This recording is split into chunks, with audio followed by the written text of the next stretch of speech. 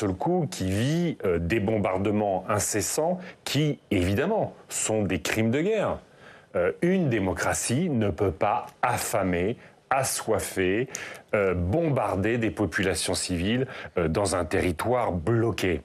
Donc le message de la France, il est clair. Maintenant, il faut que l'Union européenne pèse beaucoup plus pour éviter la catastrophe. Elle pèse pas assez pour vous ? Non, alors Ursula von der Leyen a été pathétique en tant que présidente de la Commission européenne. Elle a été complètement à côté de la plaque. Pourquoi pathétique ?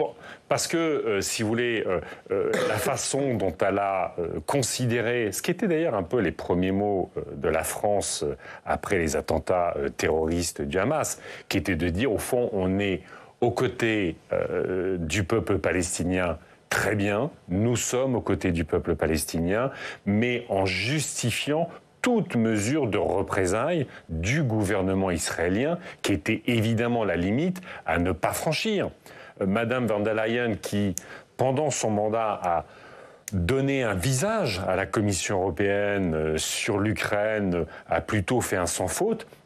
Là, pour le coup, à mon avis, y compris depuis quelques mois, son atlantisme, un peu bas de front. C'est par calcul politique, selon vous? On dit par exemple qu'elle a voulu donner des gages à la droite.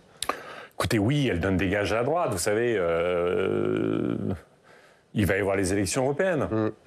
Son mandat futur dépend des élections européennes. Elle est la présidente de la Commission issue de la droite européenne. Alors, elle a plutôt parfois joué plutôt intelligemment sur le Green Deal, mais là, elle est en train de se réaligner avec la droite européenne, avec la droite allemande, qui est aujourd'hui une droite qui est plus attirée par l'extrême droite que par la prise de responsabilité, en lucidité.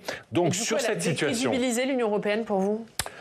En tout cas, elle a participé à ce qu'on appelle aujourd'hui le Sud global considère que l'Occident, aujourd'hui, est en permanence dans le deux poids, deux mesures.